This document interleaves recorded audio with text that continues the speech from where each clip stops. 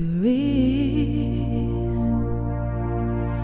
sit like a mountain, breathe in its silence, solid in freedom, breathe, rest your attention, light as a butterfly, rest. The objective with the video bolt was to leave a message for 7 generations from now. So to begin this process of actually encouraging people to reconnect, to connect with a practice, not necessarily the mindfulness practice as we see it today, but a practice, because obviously it may change.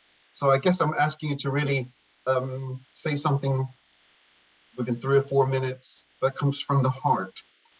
As a practitioner, as a teacher, what would you like to say to your great grandchildren and all these children around the world that hopefully will be following us? We're the first generation in this country, aren't we, of POC mindfulness teachers. So what do you want to say? And there you go, over to us. Thank you, William.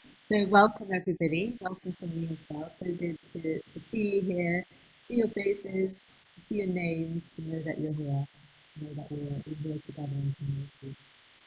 So yeah, just following on from what William said, this is a space now to open into sharing for what's in your heart. What do you want to say? What message do you want to leave for those to come? Sharing your inspiration, sharing your wisdom, sharing your presence.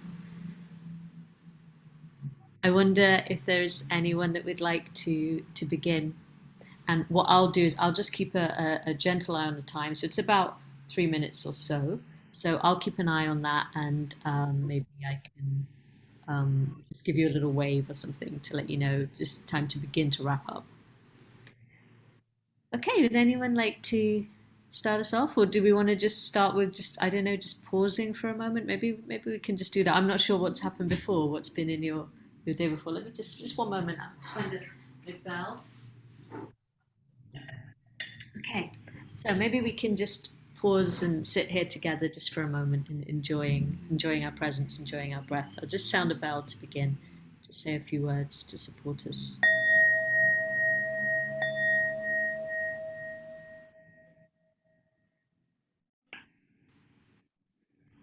Okay, so just inviting you into connection with the body seated here, whatever posture you're in.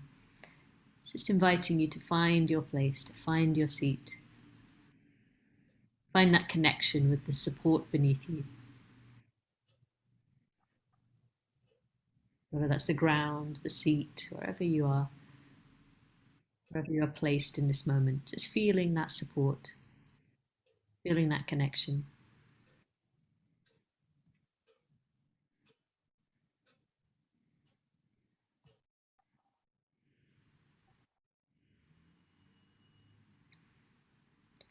Perhaps expanding to a sense of this body seated here, breathing. Connecting to the breath, this vital breath, this precious breath.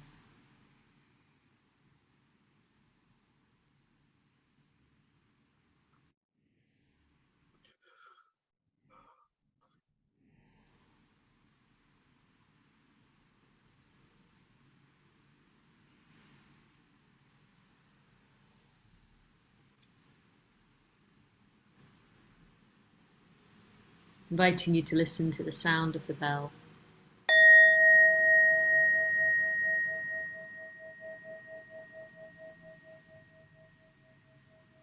And when you feel ready, opening into connection with your surroundings, and then when you're ready, with each other again via the screen.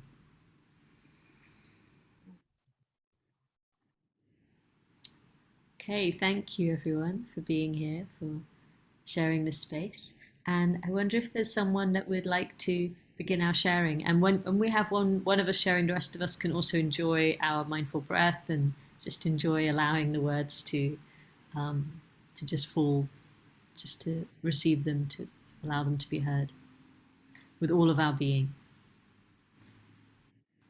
I wonder who feels called for. Zanubia, thank you so much.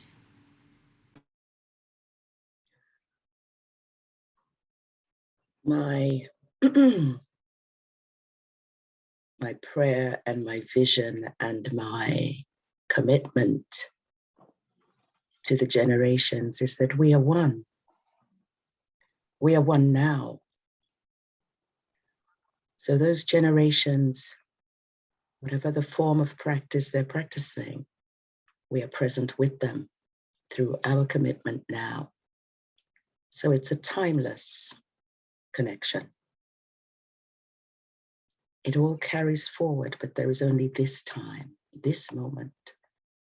And in this moment, we are with them as they are with us. The ones growing up, the ones yet unborn. We are the ancestors, and the ancestors are always with the descendants. So the commitment is to being human. I loved that Elizabeth spoke about the special word that meant a special being human, which means the highest a human can be. This is the commitment. This is the love.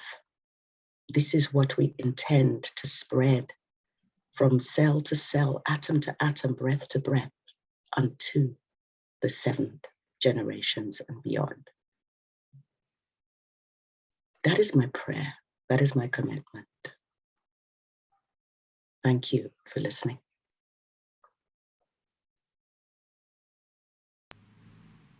Thank you, Zanubia. Thank you.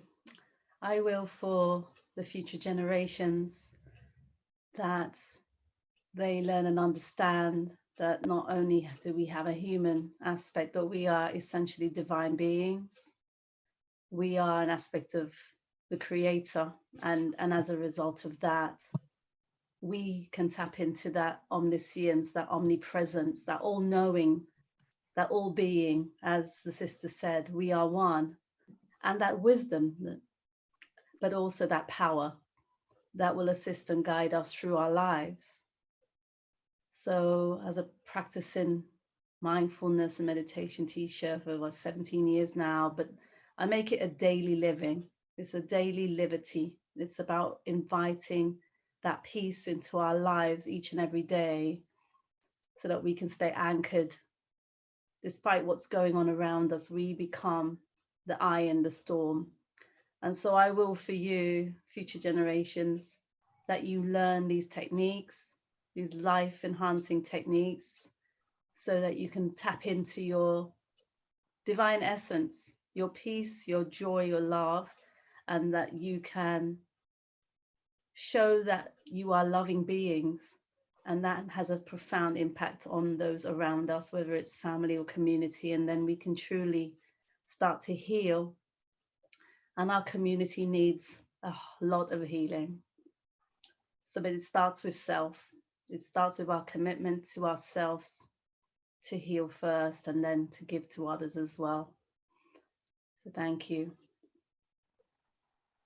It's difficult to know how to communicate sometimes with young people who, as I remember myself being quite young, they're just words, aren't they? And they sort of just float over your head. They don't really carry that much weight until you get to an age where you have a little bit more experience behind you to be able to understand what the meaning of these messages really is. But the words I repeat to myself a lot, and I think of the words that I give to my own children who are teenagers, which is to think of your level of training. There's a quote that I really like from Bruce Lee. It's attributed to Bruce Lee as having said, under duress, we do not rise to our expectations, we fall to our level of training. So I say to my children again and again, you know, what is your level of training? What are you training yourself to do? What are you training yourself to be? And I listen a lot to Joe Dispenza, who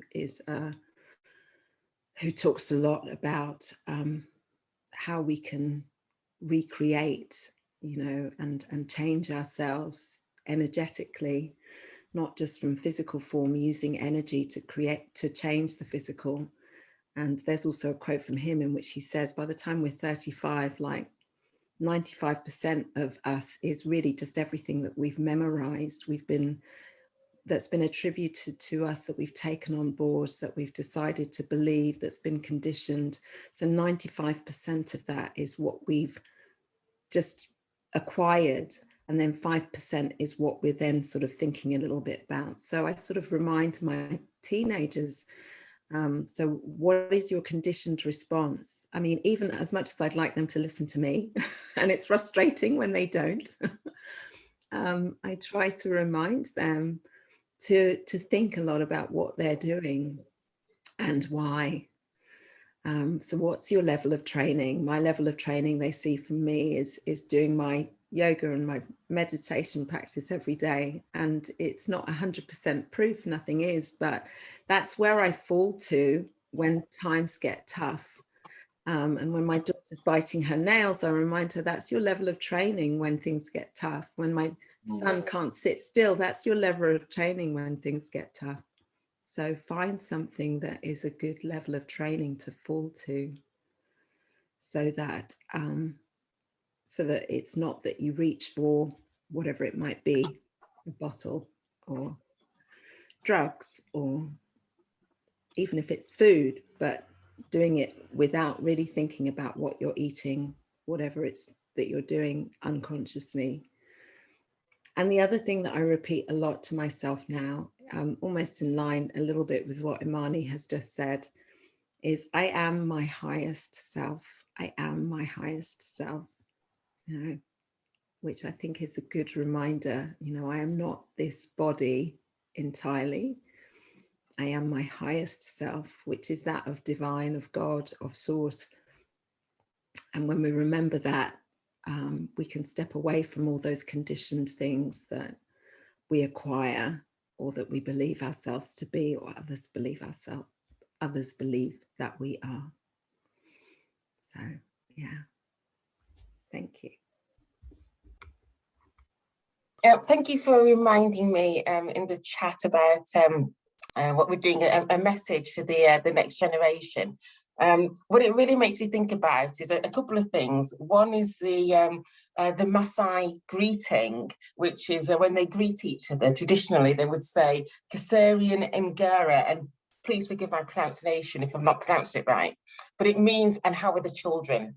Because really, it's not how are you, it's how are the children, it's how are the next generation. And Baba Wade Nobles, who's an African-centered clinical psychologist, he talks about we're here and accountable to two people, the ancestors and the next generation. And that what we should be doing is doing things that are accountable to say that, you know, would my ancestors be proud of what I'm doing now? And am I doing something that's going to help the next generation? And I just mentioned that a journal that I've put together, an African-centered journal, what I put in the acknowledgements bit that I wrote, I put, to my ancestors, I hope I've done you proud and will continue. To the children both here and yet to be born, be inspired. So that's what I try and live by. And it really makes me think about the idea of what we're here for is to make the world a more beautiful place than we found it. And if we can find that we've actually added to the world for the next generation, then to some extent we've accomplished our mission and why we're here. And just the last thing I will say, and one of the quotes, this African-centered journal, it has quotes, and one of the quotes that it talks about is about how good actions are more nourishment for the youth than words. And sometimes they follow what they see us doing rather than what we say to them. So if they're seeing their parents, their grandparents, meditating, taking time out to think, then they will naturally adopt that, and that will become their default position of what they fall to or what they come to. Doesn't mean they won't adopt other positions, but that will be rewiring their brain to have that as part of their strategies for coping. So we're all doing things for the next generation by what we're doing now. So thank you. So for me, just thinking about my children who are, my son is 19 next week and my daughter's 22. And I am a firm believer, and always have been, in inviting nature into what we do every day of our lives. And it was something interesting that Dean mentioned very early on this morning in his wonderful meditation.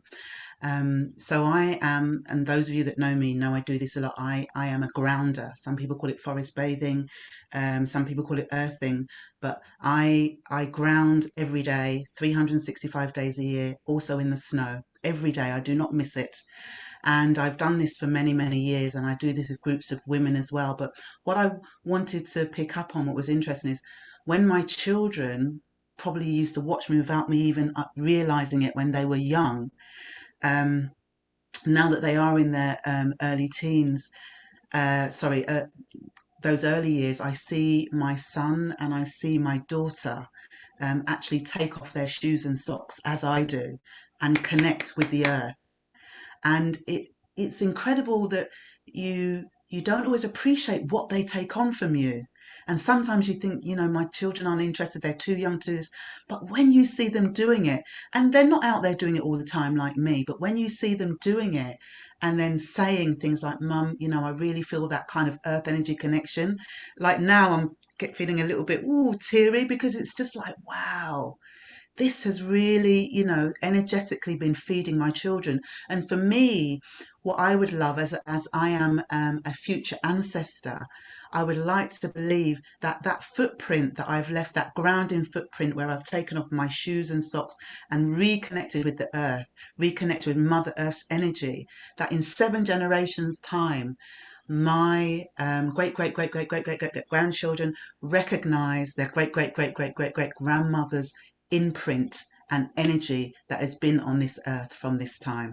That's my wish. Thank you.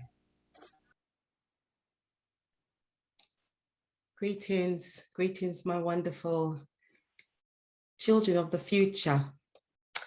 As I was sitting and listening to all these wonderful words that were being said by my former brothers and sisters that were speaking, one of the things, because I do yoga, I'm a yoga teacher, and I always find that the thing that's always helps me through is I remember that I've got we all have the most powerful thing inside of us to keep us going, and that's our breath. We oftentimes take the breath for granted. And one of my yoga mentors always said to me that you live your life how you breathe. So my beautiful children of the future, always remember that when you're living your life and you're running fast and you're running scared, it means that your breath is going to be fast and scared. And what happens with yourself is that you'll keep yourself in a stressful situation. And that running fast and running scared keeps you stressed, because it triggers parts of your brain, the parts of your brain that is there to protect you. The amygdala, which keeps you in fight or flight, is there to protect you, but it's there to protect you from danger. But when you live your life running scared about things, you're always then in perceived danger. And that's the thing that will keep you in stress. The thing that is going to help you to come out of that stress mode is going to be your breath. So when you learn to stop and be calm, and then learn to breathe in a way that's going to help you to feel now you're safe, then you will be able to then go over into the part of the brain that will help you to feel calm and relaxed. And one of my favorite, I've got to read it, one of my favorite quotes that I came across is by Viktor E. Frankl, who is a neurologist and psychologist, a Holocaust survivor. And he always, his thing was said, in order for him to keep safe and keep well and keep alive, he used the breath. And the idea was that between the stimulus and response, there is space. So in that space is our power to choose our response. And in our response lies our growth and freedom. So to you, my children, my future children, if ever there's anything that comes up, like for instance, if somebody makes you feel that you don't belong, we all belong here. And for us as people of color, one of the things that's always been used against us is make us feel like we don't belong anywhere. You don't belong here, you don't belong there. We belong anywhere that we choose to belong. But you've just got to believe it and use your breath to help you whenever there's that pause, and in that stimulus is when you can use your breath to help you then to make a response that's going to give you that freedom and that growth. Remember, you've got that inside of you. It is yours. Nobody can take it away from you. You just got to believe in yourself. And the other thing I want to say to you as well is that find what your gifts are. What are your gifts that you can share with the world, that you can use for yourself, but also share with the world? You've got your gifts, my darlings. And you know, from the beginning, the moment my mother always said to me, you are going to be a great leader. And that's something I believed in. You've got to believe in what your gifts are so you can share it. And you've got some wonderful gifts. So I would just want to leave with you that use your breath, that is there to keep you alive, and share your gifts. And from my heart, I'm going to send you some loving kindness wishes. May you be well. May you be happy. May you be free from suffering. And may you live your life in peace. Go well, my darlings. Namaste.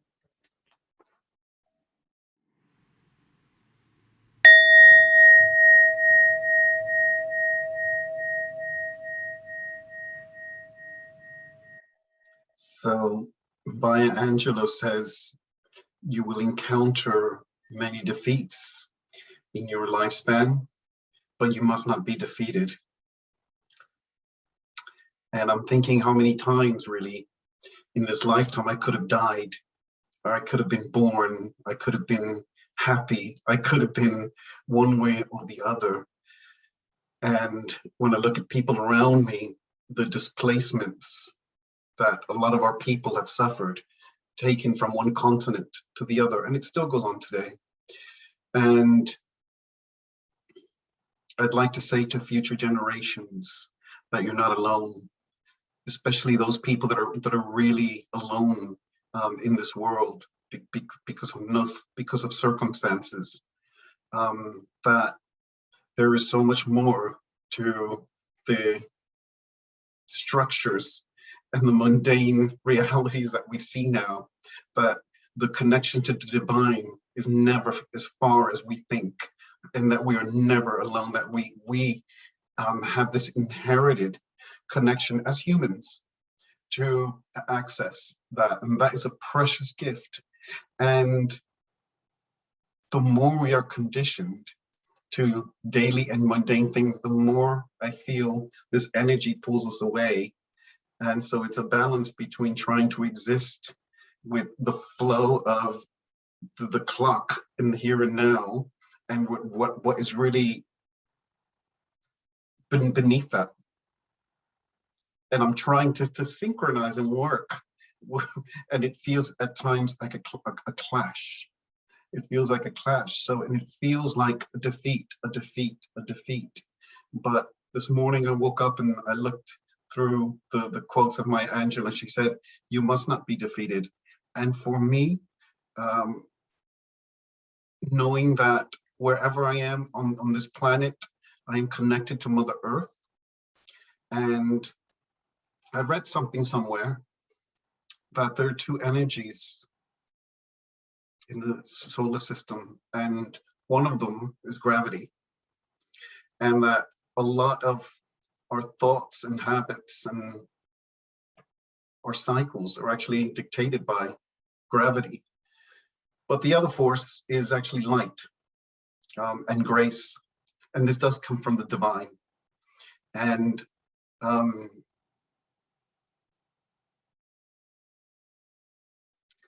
within that grace, within that love is where you will find that peace that is actually really deep inside you already. It's only been covered up by the miseducation that you've been given.